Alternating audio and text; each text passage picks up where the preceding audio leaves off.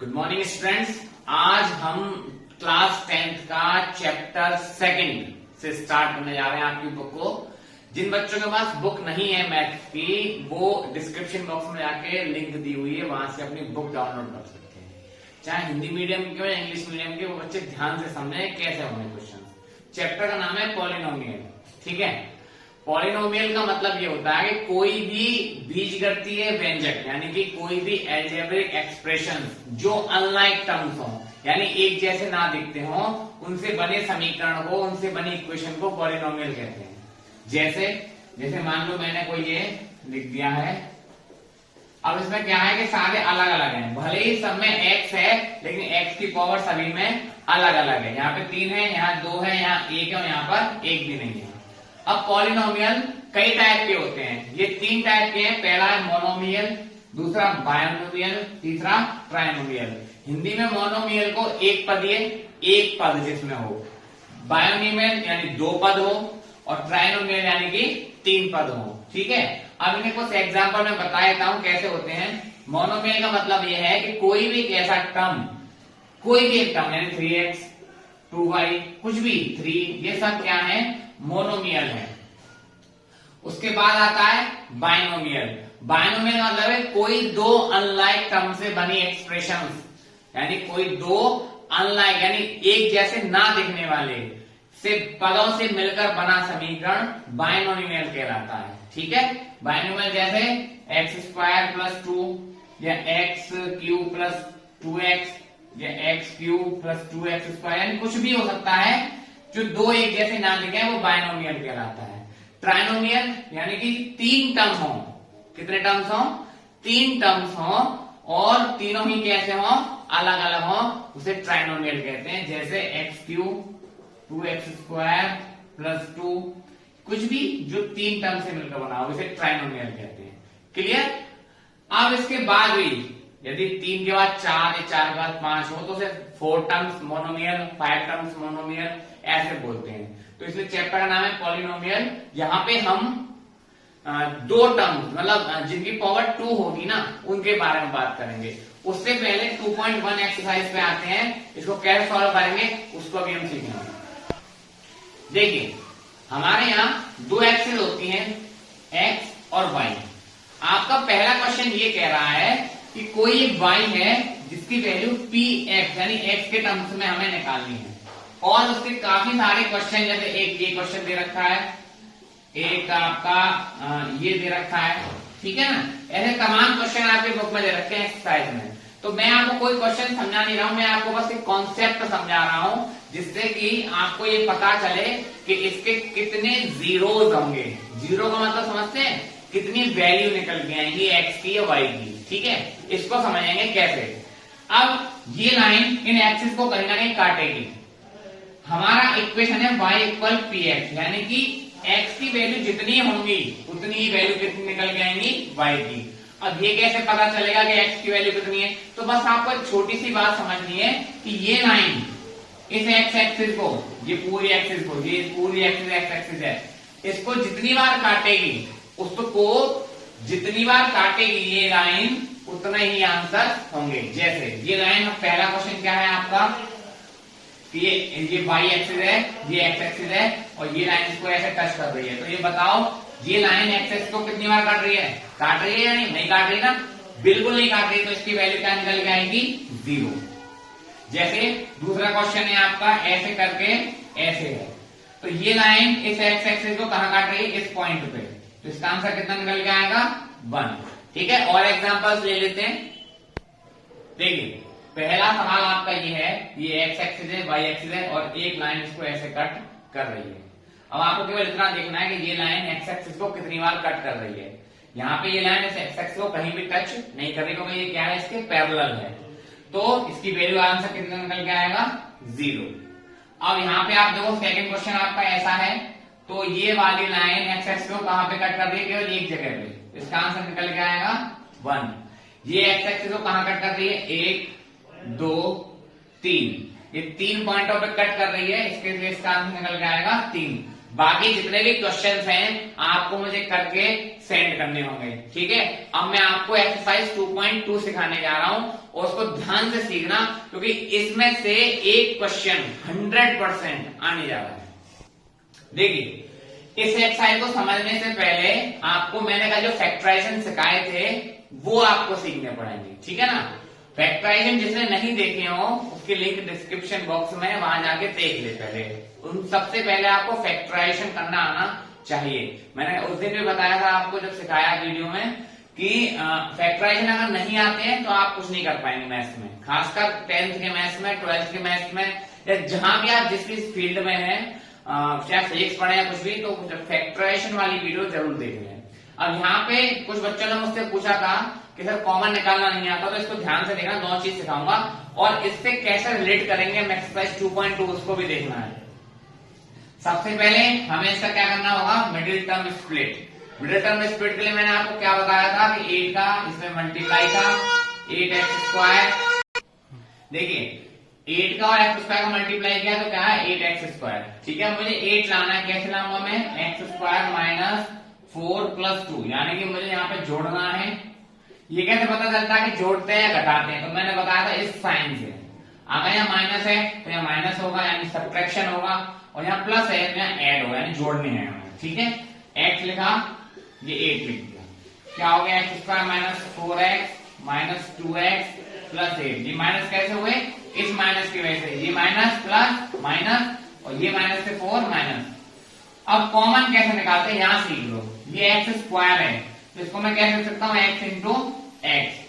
4 को कैसे लिख सकता हूँ, 2 × 2 × x। इसको मैंने ऐसे लिखा। 2 को कैसे लिख सकता हूँ, 2 × x, और 8 को कैसे लिख सकता हूँ, 2 × 2 × 2। ठीक है, ये फैक्टराइजिंग करने का एक छोटा सा तरीका है कि सबसे पहले उनको अपने अपने छोटे टर्म्स में डिवाइड कर लो। अब यहाँ देखना कि ये एक टीम है, इस टीम में मुझे ऐसा नंबर चाहिए दोनों टीमों में हो, दोनों नंबर्स में हो। तो क्या है, इसमें भी एक x है, इसमें भी एक x, तो क्या कॉमन निकला, x। जैसे ही x कॉमन निकला इसका मतलब इसमें से x गायब, इसमें से x गायब, क्या बच रहा है, एक ये x बचा और यहाँ क्या बचा, -4। अब यहाँ पे मैंने बताया था जो तीसरे नंबर पे साइन होगा वो साइन नहीं आएगा, तो माइनस लगा दिया। अब ये एक दो टीम है, यहाँ आपको चेक करना है, तो ये 2 और ये 2, तो 2 दोनों में से क्या निकाल लिया मैंने, कॉमन।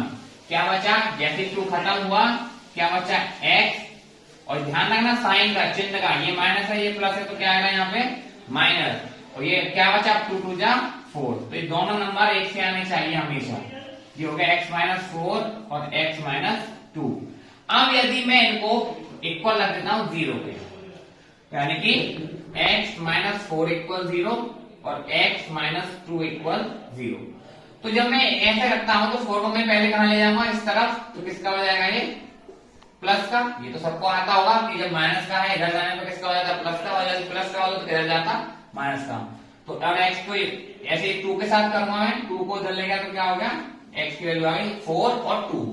हमेशा ध्यान रखना x की पावर जितनी होगी उतनी ही x की वैल्यू निकल के आएंगी। अब इनको हम क्या बोलते हैं, जीरो। ठीक है, शून्य हिंदी में क्या बोलते हैं, शून्य, यानी कि आंसर, वैल्यूज। ठीक है, इनके आधार पे कुछ फॉर्मूले हैं जिनको मैं आपको सिखाने जा रहा हूं। देखिए अभी मैंने x की 2 वैल्यू निकाले रहे थे आपको, एक 4 और एक 2। ठीक है, इनको मैंने क्या बताया था आपको, जीरो। इंग्लिश में इनको बोलते हैं जीरो, ZEROES, या हिंदी में बोलते हैं शून्य। ठीक है, अब हमारा जो मेन फॉर्मूला होता है, यानी मेन क्वाड्रेटिक इक्वेशन होती है, क्वाड्रेटिक इक्वेशन। ठीक है, या द्विघात समीकरण। द्विघात यानी हिंदी में समझ में आ रहा है, द्विघात यानी कि एक ऐसा समीकरण, एक ऐसी इक्वेशन जिसकी पावर कितनी हो जाए, मैक्सिमम 2। ठीक है, उसको द्विघात कहते हैं। अभी मैं आपको आज द्विघात सिखा रहा हूं, कल आपको क्यूबिक सिखाऊंगा। ठीक है ना, क्यूबिक। तो अब इससे फॉर्मूले कैसे बनते हैं वो यहां सीख लो कि आपकी 2 वैल्यू निकल के आई तो 2 जीरो माने जाएंगे। 2 जीरो आप जो चाहे वो मान सकते हैं। वैसे आप इस बुक में सभी में अल्फा और बीटा दे रखे हैं। ठीक है, इसलिए मैं आपको अल्फा और बीटा से समझा रहा हूं। आप उनको ए और बी भी मान सकते हैं, आप उनको कुछ भी मान सकते हैं, छोटे बड़ा भी मान सकते हैं। ऐसा कोई नियम नहीं है कि अल्फा और बीटा ही माने जाए। अब एल्फा प्लस बीटा यानी एक होता है जोड़ और एक होता है मल्टीप्लाई। क्यों? ध्यान करो, जब हमने इसको मिडिल टर्म स्प्लिट किया था तो एक जगह तो मल्टीप्लाई हो रहा था और एक जगह क्या हो रहा था, प्लस, इसीलिए यहाँ पे प्लस और मल्टीप्लाई किए जाते हैं। तो एल्फा प्लस बीटा की वैल्यू होती है माइनस के बी अपॉन ए और एल्फा इंटू बीटा की वैल्यू होती है सी अपॉन ए। अब यहाँ पे कंफ्यूजन होने की जरूरत नहीं है, बी का मतलब ये है कि द मल्टीप्लीकेशन ऑफ एक्स, ठीक है, the factor the product of X is called B और एक्स स्क्वायर का जो टर्म होगा वो होगा ए, ठीक है। ऐसी सी क्या है, कांस्टेंट टर्म, और ए क्या है, एक्स स्क्वायर के साथ वाला, ठीक है, क्लियर। तो आपके जो फॉर्मूले हैं इन फॉर्मूला के आधार पे आपकी एक्सरसाइज 2.2 स्टार्ट करने जा रहा हूं। एक क्वेश्चन बताऊंगा मैं पहले का और एक क्वेश्चन बताऊंगा सेकंड का, बाकी सारे क्वेश्चन आप करके मुझे सेंड करेंगे, ठीक है। देखिए दोबारा समझ लीजिए, एल्फा प्लस बीटा इक्वल होता है माइनस के B upon A. B means coefficient of X यानी एक्स के साथ वाला, ऐसी ए मींस ए क्या है, एक्स स्क्वायर के साथ वाला यानी कि कोफिशिएंट ऑफ एक्स स्क्वायर। ऐसी c means constant term and a means coefficient of x square, ठीक है। अब मैं एक्सरसाइज 2.2 स्टार्ट करने जा रहा हूं। ये वीडियो थोड़ी सी लंबी हो रही है लेकिन जैसे जैसे मैं बुक पढ़ाऊंगा निश्चित से बात है वीडियो आपकी लंबी ही बनेगी, इसलिए वीडियो को पूरा देखना जिससे कि आपकी एक्सरसाइज 2.2 भी क्लियर हो जाए और बचे हुए क्वेश्चनों को आपको मुझे करके सेंड करने हैं, ओके। देखिए सबसे पहला क्वेश्चन आपका ये है x square minus 2x minus 8। Simple सा है, सबसे पहले क्या करना पड़ेगा आपको, फैक्टर्स, फैक्टराइजेशन कैसे मैं सिखा चुका हूं, ठीक है। तो मैं बताया था माइनस का सब्ट्रैक्शन होगा, क्या हो गया, ठीक है ना। अब यहां से कॉमन क्या आएगा, x, यहां से कॉमन क्या आएगा 2, क्या हो गया x माइनस 4 और x प्लस 2 यानी x की वैल्यू 2 निकल के आई, एक तो क्या निकल के आई माइनस के 4 यानी कि इसको पहले क्या लिखेंगे x माइनस 4 इक्वल 0, इसको लिखेंगे x प्लस 2 इक्वल, यहां से x की वैल्यू निकल के आई 4 और यहां से x की वैल्यू निकल के आई माइनस के 2। यानी सबसे पहला चीज पूछा find the zeros in the following question, यानी कि आपको दिए गए समीकरणों में से शून्य निकालने हैं। तो दो वैल्यू आ गई, अब ये प्रूफ करना है, वेरीफाई करना है कि क्या हमारी जो दो वैल्यू आई हैं वो इसमें सही हैं या नहीं। अब इसको देखेंगे, देखिए फॉर्मूला क्या था इसका, alpha plus beta equal minus के बी अपॉन ए। एल्फा यानी कितनी वैल्यू निकल गई आपकी 4, बीटा यानी कितनी वैल्यू निकल गई माइनस के 2, माइनस बी, बी मीन्स मैंने आपको क्या बताया था, कोफिशिएंट ऑफ एक्स यानी माइनस के 2, ठीक है, तो माइनस के 2 हो गए। और ए मीन्स क्या बताया था मैंने आपको 1, ठीक है। नहीं समझ में आया दोबारा समझा देता हूं कि इसकी कंपैरिजन पहले किससे करते हैं, a x square plus b x plus c से।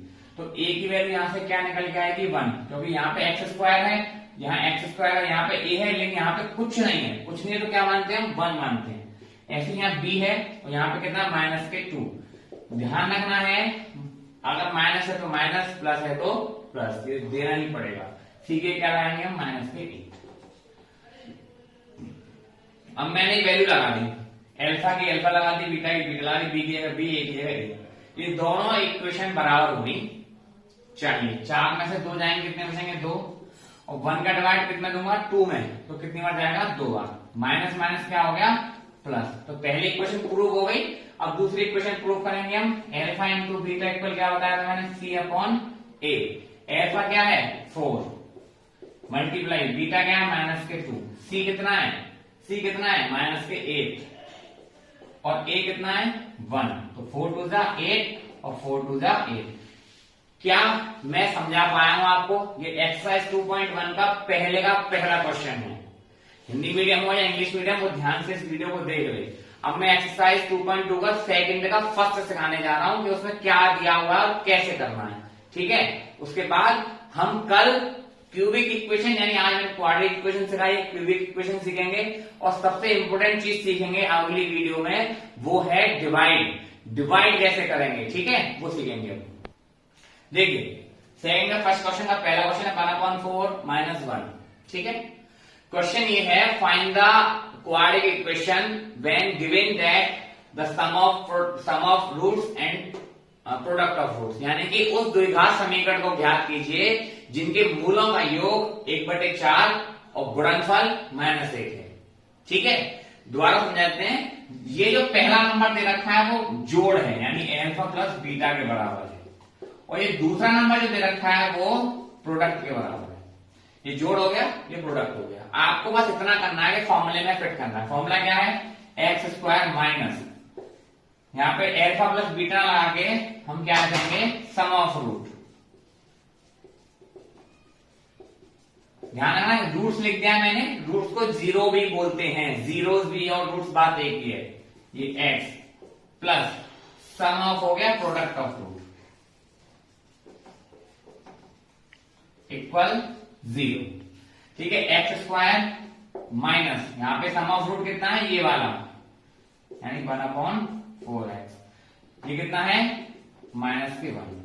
आपको क्या करेंगे, आप 4 ले लेंगे एलसीएम, क्या हो जाएगा, 4x स्क्वायर माइनस एक्स और माइनस के होगा ये 4 इक्वल 0। आंसर क्या आएगा, 4x स्क्वायर माइनस के एक्स माइनस के 4 इक्वल 0। ये आपका आंसर। ठीक है, ये बाकी जो क्वेश्चन है वो आप में सेंड करेंगे। इस वीडियो को ज्यादा से ज्यादा बच्चों को दिखाओ, जिससे 10th वाले बच्चों का इस चैप्टर का शुरुआत हो जाए और पढ़ाई में आपका मन लगे। ये सारे क्वेश्चन आपको करने हैं, करके मुझे चेक कराना है, उसका शेयर करनी है। ठीक है, थैंक्स फॉर वॉचिंग।